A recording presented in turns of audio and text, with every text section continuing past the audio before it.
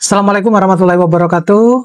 Kembali lagi dengan saya, Bapak Ibu dosen yang saya banggakan, yang saya muliakan. Nah, kali ini saya mau memberikan informasi terkait dengan petunjuk teknis sertifikasi dosen. Dalam hal ini yang mungkin banyak ditunggu-tunggu oleh teman-teman dosen yang belum sertifikasi. Kira-kira seperti apa persyaratannya dan lain sebagainya. Tentunya sebenarnya informasi terkait dengan peraturan tentang petunjuk teknik sertifikasi pendidik ya untuk dosen itu sudah beberapa video pernah saya sampaikan, termasuk peraturan yang terbaru dalam hal ini adalah nomor 53 garis miring B garis miring KPT tahun 2025. Bahkan waktu itu masih baru awal-awal muncul bahwa informasi yang terbarunya itu sudah tidak ditiadakannya TKDA ya maupun TKBI. Itu adalah kabar gembiranya. Baik Bapak Ibu, sebelum saya membahas ini lebih dalam, saya mau menginformasikan kepada Bapak Ibu dosen, bagi Bapak Ibu dosen yang ingin mendownload prompting untuk menulis jurnal internasional maupun jurnal nasional, Bapak Ibu bisa mendownload melalui link yang ada pada deskripsi dari video ini. Dan informasi menariknya, nanti di minggu ini ya, tanggal 14, insya Allah kalau tidak ada halangan, saya akan memberikan tutorial terkait dengan penulisan artikel jurnal Scopus ya, yang menggunakan Artificial Intelligence. Bapak Ibu bisa mengikuti tutorial tersebut, workshop tersebut. Informasinya ada di Instagram saya maupun di Facebook saya. Nah, baik Bapak Ibu, kembali kepada topik utama terkait dengan petunjuk teknis sertifikasi pendidik untuk dosen ya. Insya Allah saya selalu bersemangat untuk memberikan informasi terkait dengan dunia perdosenan ya. Jadi saksikan terus, terutama ini mungkin ya bagi teman-teman dosen yang belum tersertifikasi. Nah, yang perlu Bapak Ibu ketahui dulu bahwa ada dasar hukum yang melandasi terkait dengan petunjuk teknik tersebut ya. Yang pertama itu adalah Undang-Undang Nomor 14 Tahun 2005. Ini adalah undang-undang tentang guru dan dosen. Di situ juga sudah dibahas terkait dengan sertifikasi dosen. Kemudian ada Undang-Undang Nomor 12 Tahun 2012. Nomor 12 tahun 2012 tentang pendidikan tinggi.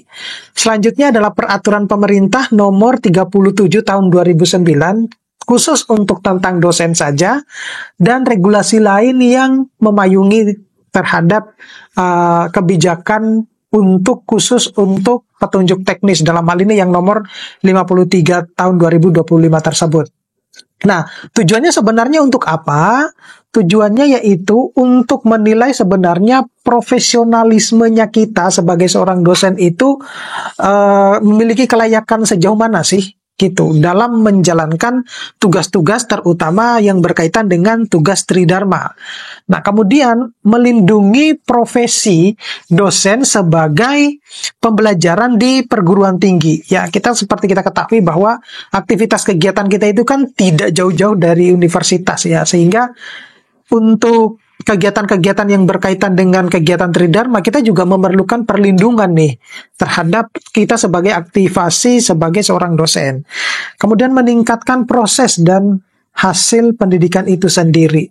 Ya, tentunya yang diharapkan adalah outputnya seperti apa. Selanjutnya itu bisa mempercepat terwujudnya tujuan pendidikan nasional. Dan yang terakhir itu bisa meningkatkan kesadaran dosen terhadap kewajiban menjunjung tinggi marwah akademik, kejujuran, dan etika akademik, terutama larangan untuk melakukan tindakan plagiat. Nah, sayangnya masih banyak dosen-dosen yang mungkin belum memahami apa itu yang namanya etika akademik, ya. Nah, di dalam peraturan Permendikbudristek nomor 44 tahun 2024, di situ kalau tidak salah ada yang namanya etika dosen nasional lah ya, semacam itu. Bapak Ibu bisa membaca etika dosen nasional tersebut. Nah, salah satu yang paling sering kita harus hindari itu adalah plagiarisme ya. Berikutnya itu adalah sebenarnya apa sih yang bisa dikatakan baru ya di Serdos tahun 2025 ini. Jadi sekali lagi bahwa sebenarnya saya sepertinya bisa dikatakan memperbaharui dari video-video saya yang sebelumnya. mungkin Bapak Ibu kesulitan untuk menemukan video saya terkait dengan Serdos tersebut. Jadi kalau yang dulu itu dikaitkan dengan peraturan 101 tahun 2022. Nah, sekarang itu dengan adanya perbaharuan terbaru ya, meskipun ini juga sudah pernah saya bahas, yang nomor 53 tahun 2025 itu ada kemudahan-kemudahan yang mungkin selama ini kalau dosen-dosen itu mengalami kesulitan untuk bisa lulus Serdos, nah sekarang itu jauh lebih dipermudah. Jadi berkaitan dengan aspek-aspek utama ya perubahan itu seperti misalnya pemenuhan persyaratan ya yang mungkin sudah jauh lebih gampang, kemudian kriteria pemeringkatan dan juga batas usia gitu. Dan kalau dulu itu ada batas usianya kalau nggak salah 65 kalau nggak salah gitu. Nanti akan saya bahas di dalam video ini. Nah, perubahan utama pada persyaratan yang dihapus itu adalah persyaratan pangkat golongan, kemudian TKDA dan TKBI. Nah, biasanya dua TKDA maupun TKBI ini yang menjadi salah satu momok ya. Kenapa dosen-dosen itu dinyatakan tidak lulus ya sebelum kita menyusun sebenarnya portofolio kita. Gitu. Tapi banyak yang sudah gagal dari TKDA maupun TKBI ini gitu ya.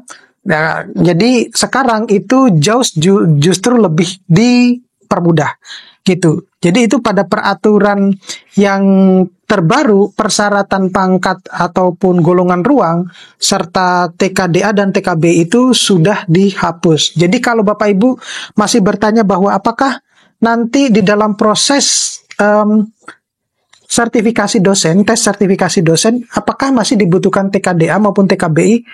Itu kalau ada kampus yang melakukan berarti itu hanya cuma formalitas saja ya. Mungkin bisa dipakai nanti untuk Bapak Ibu bisa melamar untuk mendapatkan beasiswa dan selanjutnya gitu ya, tidak ada salahnya juga. Tetapi kalau untuk dijadikan sebagai syarat Serdos itu sudah tidak dipakai lagi. Nah, yang terbaru penyederhanaan persyaratan itu adalah peraturan baru itu menyederhanakan persyaratan dengan menghilangkan berbagai kriteria yang sebelumnya harus dipenuhi atau bisa dikatakan wajib dipenuhi ya. Yang pertama ya, kalau kita flashback ke peraturan 101 tahun 2022 itu yang pertama itu harus memiliki pangkat atau golongan ruang atau impasing bagi dosen yang non ASN. Kemudian memenuhi nilai ambang batas atau passing grade ya terhadap tes TKDA tersebut. Begitupun juga dengan tes TKBI. Itu kalau kita flashback pada Dikti Saintek ya. Distiristek nomor 1 tahun 2022. Nah, sedangkan di Kapdirjen Dikti nomor 53 tahun 2025 itu semua yang saya sebutkan tadi di peraturan tahun 2022 itu sudah dihilangkan. Jadi sudah tidak ada pangkat golongan atau ruang, sudah tidak ada tes TKDA maupun TKBI gitu. Ya. Jadi bisa dikatakan kesempatan untuk lolosnya itu jauh lebih besar gitu. Nanti saya juga akan membocorkan sedikit informasi terkait dengan berapa kuota yang akan disaring, yang akan diluluskan ya, bukan diluluskan sebenarnya, yang akan mendapatkan kesempatan besar untuk mendapatkan sertifikasi Serdos ini. Kemudian pemeringkatan. Kalau di peraturan tahun 2022 itu ada jabatan akademik yang harus dipenuhi, kemudian ada pendidikan terakhir minimal S2, kemudian ada nilai TKDA dan TKBI-nya, kemudian pangkat dan golongan ruang, serta masa kerja dosen. Jadi dosen yang bisa dikatakan boleh mengikuti tes sertifikasi itu ya harus memiliki jabatan akademik minimal asisten ahli, kemudian masa kerjanya itu sudah 2 tahun, seperti itu. Nah, kalau di peraturan Kapdirjen Dikti nomor 53 tahun 2025 itu ada juga jabatan akademik ya. Kemudian masa kerja sebagai dosen terhitung mulai TMT, pengangkatan pertama dalam jabatan akademik dosen, sama masa kerja keseluruhan sebagai dosen terhitung mulai TMT pengangkatan pertama sebagai dosen, sama ada khusus untuk yang disabilitas. Nah, berkaitan dengan batas usia maksimal, kalau yang tahun 2022 itu kurang dari 70 tahun. Nah, sedangkan untuk yang Kepdirjen Dikti nomor 53 tahun 2025 itu kurang dari 65 tahun. Itu sebagai persyaratan kalau kita lihat dari segi usianya. Nah, bagaimana dengan kategori peserta dan pembiayaan? Jadi kalau untuk kategori itu ada yang reguler, mandiri ya, dan juga yang mandiri. Kalau yang reguler itu adalah dosen tetap di bawah naungan Kemendikti Saintek, sedangkan yang mandiri itu bisa dosen tetap non ASN sebagai dalam hal ini mungkin yang P3K itu ya, atau dan juga yang P3K yang mungkin ya semacam itu, atau dosen tidak tetap gitu. Atau bisa dikatakan yang di bawah naungan kementerian ya, Kementerian Mitra dan KL. Sedangkan pembiayaan, nah ini kalau pembiayaan itu untuk penilaian portofolio peserta Serdos itu dialokasikan kepada perguruan tinggi penyelenggara Serdos ya, di mana pembiayaan pelaksanaan Serdos untuk dosen tetap di bawah Kemendikti Saintek dibebankan kepada DIPA ya, atau Dirjen Dikti pada tahun pelaksanaan Serdos. Sedangkan biaya untuk Serdos di bawah kementerian atau lembaga mitra lain itu dibebankan kepada DIPA, kementerian lembaga yang bersangkutan. Jadi biaya penyelenggaraan Serdos itu untuk dosen tidak tetap dan dosen non ASN yang diangkat dalam waktu tertentu yang memiliki NUPTK yang dibebankan kepada anggaran perguruan tinggi atau dosen yang bersangkutan. Semacam itu. Nah, kemudian untuk yang nominasi, jadi yang pertama itu tentu Bapak Ibu harus memiliki NUPTK dulu nih sebagai dosen tetap ataupun dosen yang tidak tetap. Karena dosen kan sudah hanya cuma dikatakan sebagai dosen tetap dan dosen tidak tetap ya, seperti pada Kepmendikti-Ristek nomor 500 tahun 2024. Kemudian memiliki jabatan akademik minimal asisten ahli. Kemudian memiliki masa kerja sebagai dosen sekurang-kurangnya 2 tahun secara berturut-turut terhitung mulai dari TMT pengangkatan pertama dalam jabatan fungsional dosen. Kemudian berkaitan dengan pemenuhan persyaratan, ya Bapak Ibu dulu harus memenuhi dulu LKD selama 2 tahun nih. Jadi baru pertama diangkat, Bapak Ibu itu harus sudah menyusun LKD meskipun Bapak Ibu belum dinyatakan Serdos. Karena itu sebagai syarat untuk mengikuti Serdos. Dan ini sebenarnya sudah dari tahun-tahun sebelumnya gitu ya. Kemudian memiliki sertifikasi pekerti ataupun AA ya, atau yang disebut dengan Applied Approach ya. Apakah boleh memilih salah satu? Boleh gitu. Dua-duanya lebih bagus gitu ya. Saya lebih menyarankan kalau untuk yang non pendidikan ya, kalau menurut saya harus ikut dua-duanya gitu, karena beda fight, beda ini juga tugas-tugasnya juga beda ya. Kemudian memiliki sekurang-kurangnya 1 karya ilmiah jurnal nasional terakreditasi atau jurnal internasional terindeks ataupun yang tidak termasuk di dalam jurnal predator. Tetapi dengan catatan sebagai penulis pertama gitu ya, tidak diperkenankan sebagai yang penulis anggota ataupun yang koresponden. Itu karena akan berpengaruh terhadap penilaian portofolio Bapak Ibu. Semakin banyak Bapak Ibu menampilkan hasil-hasil penelitiannya, aktivitas-aktivitas kegiatan Tridharma yang lain, maka itu akan sangat memperkaya portofolio Bapak Ibu ya, sehingga proses penilaiannya akan lebih memuaskan. Nah, berkaitan dengan portofolio dosen usulan Serdos ya, berdasarkan peraturan pemerintah nomor 37 tahun 2009 tentang dosen, di mana kualifikasi akademik dan unjuk kerja Tridharma perguruan tinggi sama persepsi dari atasan. Kemudian ada penilaian teman sejawat dan juga mahasiswa. Tentunya mahasiswa sendiri ya. Kemudian dari diri sendiri tentang kepemilikan kompetensi pedagogik, profesional, sosial, dan kepribadian. Nah, bagi Bapak Ibu yang mau mengetahui bagaimana caranya kita menyusun portofolio, trik-triknya seperti apa, Bapak Ibu bisa melihat di video saya yang berkaitan dengan sertifikasi dosen ini ya. Kemudian yang paling menantang itu sebenarnya adalah pernyataan diri tentang kontribusi dosen yang bersangkutan dalam melaksanakan dan mengembangkan Tridharma perguruan tinggi gitu. Itu Karena mungkin sudah ada tekanan psikologis ya, lulus apa enggak, sehingga agak ragu kalau menyusun ini. Tetapi sebenarnya ada trik-triknya, Bapak Ibu bisa lihat di video-video saya ya, terkait dengan hal tersebut.